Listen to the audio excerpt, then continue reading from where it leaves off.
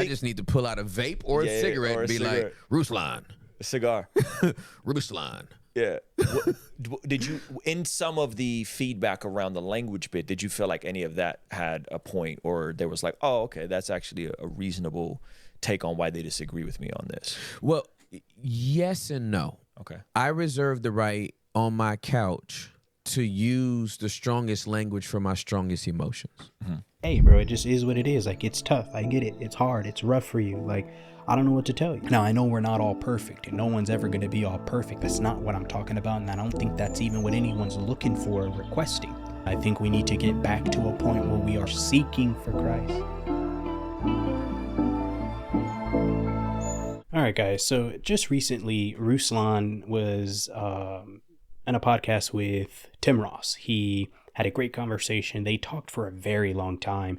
And I want to just cover this particular clip that we're going to go over, where not too long ago, we know Tim Ross came out in his podcast and he used what he called strong language. There was some cuss words in there. And he does it throughout his podcast, not like all the time. It's not like you just hear him blabbing off at the mouth, cursing all the time. Now, I talked about it at the time, and I thought that maybe it wasn't necessarily the best approach to use, but as we all grow, as we all mature, as we all develop in our walks with Christ, there are things that I think are worth taking another look at. So I'm really happy that Ruslan had this conversation with him. Ruslan also has had another conversation with George Janko that I liked watching. And I really enjoy how Ruslan, although he may not be in agreement with everything a person is saying, I really do like the way that he is able to hold himself in a conversation and inside of a dialogue, if you will, with another person. And you're going to see a lot of that here. So let's get into this clip. Really going to break down Tim Ross going to explain in detail exactly why he chooses, if you will, to use his strong language in his podcast.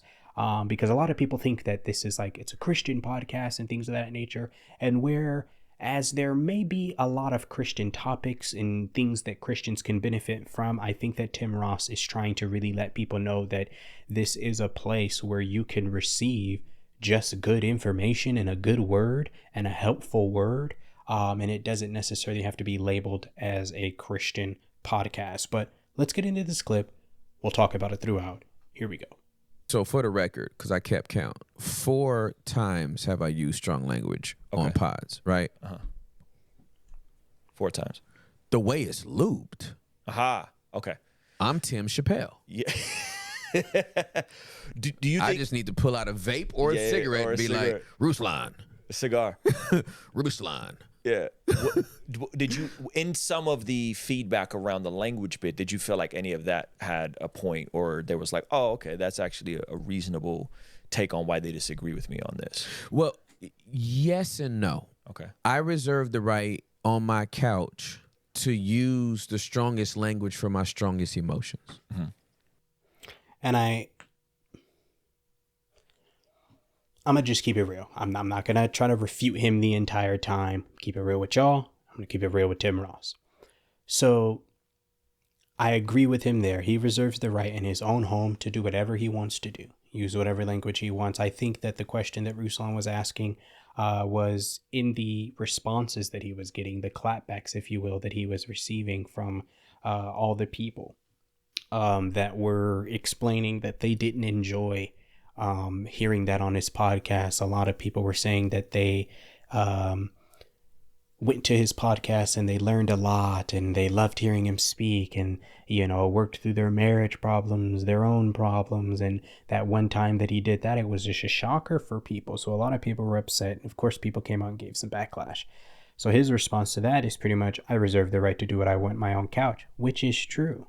But I think that something to consider, not saying that he has to change it, what he's doing, because I'll never tell someone to change what they're doing on their platform, but something to consider, given that you are an influencer, a creator, and you have an audience.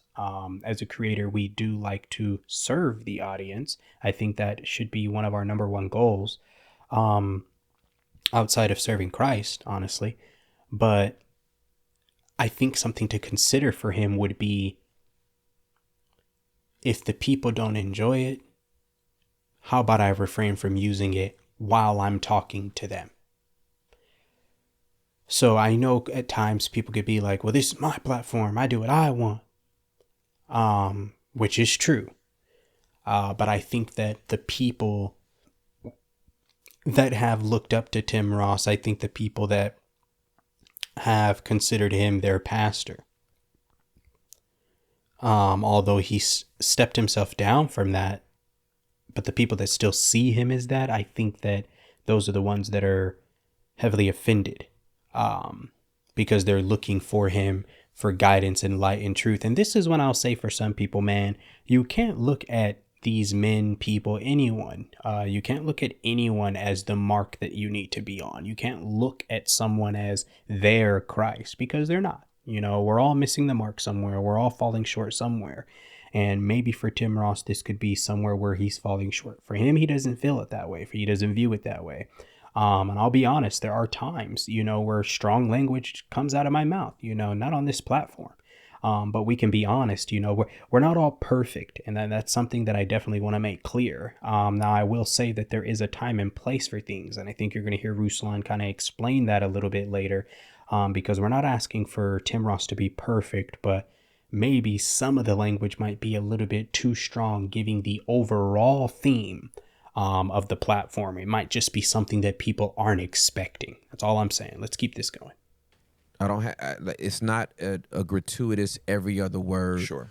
But if we get into certain situations and we talk about stuff, if I think about the atrocities of your own historical arc, right, and the war and the Armenian War, and if you start telling me about that stuff, as an empath, I might say, "Hey, bro, that's effed up." Like what you're telling me is effed up. I could say egregious. I could say deplorable. I could use all types of words. Sure. And like effed up is the super soaker of how I feel about all of that, right? That's not every other word that's coming out of my mouth, but it's in the lexicon. And I have no conviction using it. Zero. And that was a situation where once my friends, I didn't care about what the general public was saying, but once my friends who were also pastors were like, hey, bro, I got people coming up to welcome, you know, visitors or church members, but they're asking me about your pod and the fact that you said this word and they listen to you. That's probably the one big issue that I think could stem from these kinds of things is the confusion. Now, I'm not saying that Christians should go off and be two-faced and be double and all that. No. That's not what I'm saying. But what I am saying is I think that that's one thing right there that could be an issue, is that you do have believers coming to you, bro. And there are places, you know, where, and there is scripture to back up to where maybe this type of foul language shouldn't come from the tongue. I'm not saying it's a salvation issue, which is what I think that, you know, a lot of people, Tim Ross, other people might, you know, not put so much pressure on it because it's not a salvation issue. I don't think it's a salvation issue. I don't think Tim Ross saying a cuss word on his platform is it's going to make him lose his salvation, or it's going to make him go to hell or anything. No, I don't think it's that deep. And if I'm wrong, please, somebody show me that I'm wrong, because I'm open to that. But I think the confusion lies where there could be people who could be battling with that. So I know for Tim Ross, he may not be battling with it. Like I said, it's not a salvation issue. So it's like, it may, no harm, no foul. Okay, I can agree with that. I feel it. Like I said, if I'm wrong, if you disagree, let me know. But like I said, for me, there's times I can be frustrated. I can be angry. I might get scared or whatever. And as Tim Ross would call it, strong language will come out of my mouth. I might be excited. I might be overjoyed. And it's like, oh, you know, I might be watching football and the Dallas Cowboys. Dak Prescott might throw his third interception in the last 10 minutes. So it's like, yeah, I mean, that might happen, you know, so it's like, it's not really used in harm of anyone else, but it just may come out, you know. And I know that, you know, for some people, they may feel it's no big deal, it's whatever. And that's why I said I'm not here to fight that.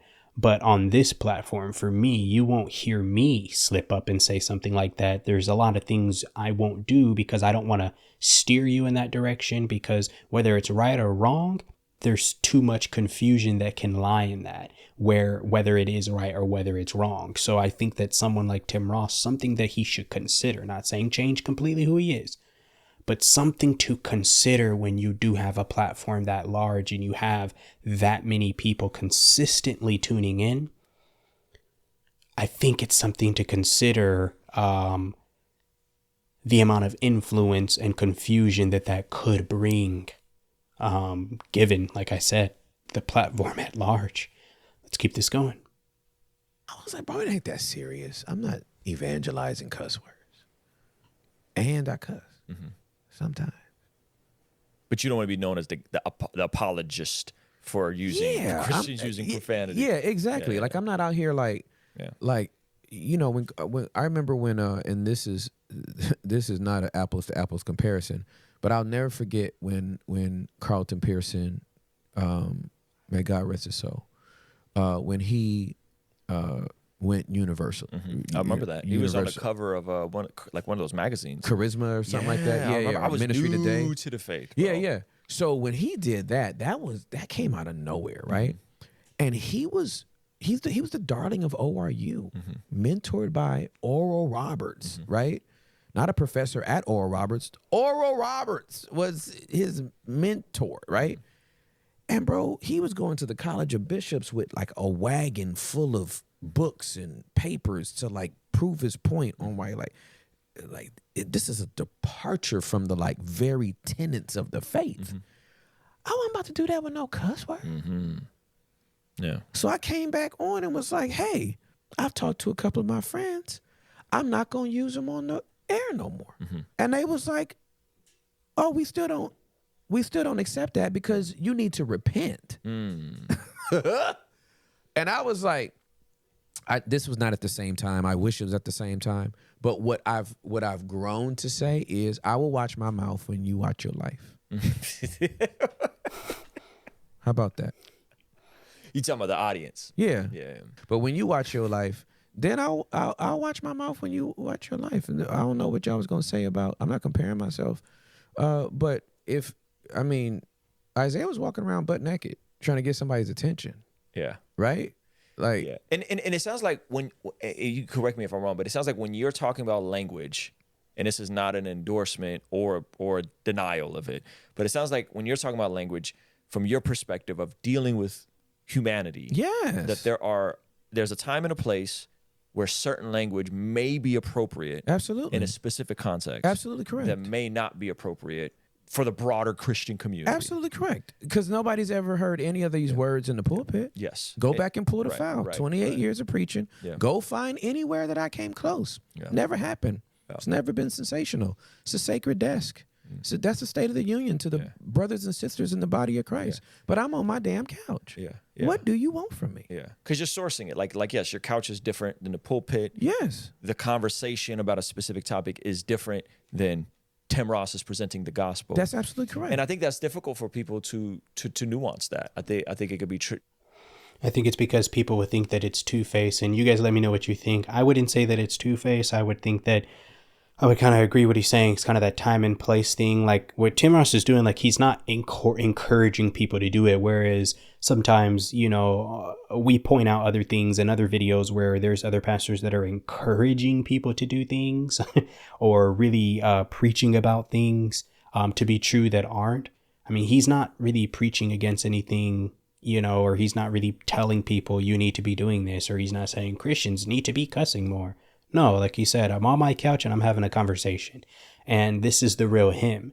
And maybe for him, back in the day when he was pastoring, as for a lot of pastors, maybe for him, there was this fake aura or this like character that he had to put on, as most pastors do. And whereas where he's on his couch, it's kind of like, bro, I'm chilling. So let's have a conversation because this is me. This is the real me.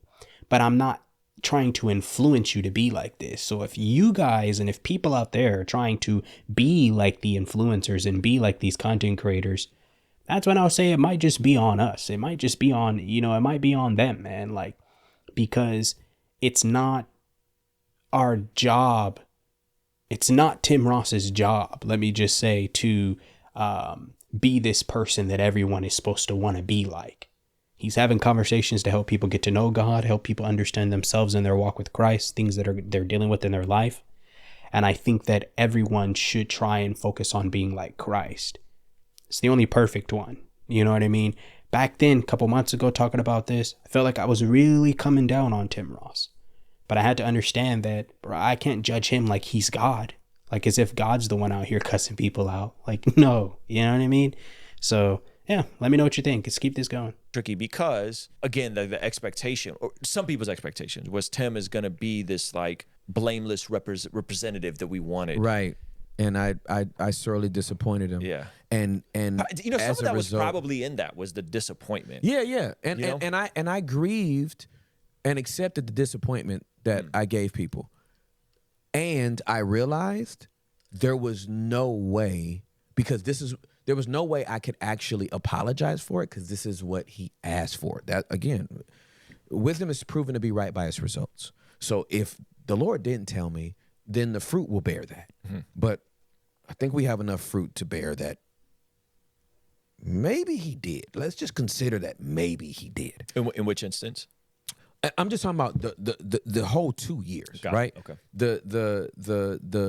The instruction I got was the same way you have mentored and discipled people in private is the way I need you to talk publicly. Yeah. My response, I'm about to get canceled. He said, go ahead and get canceled.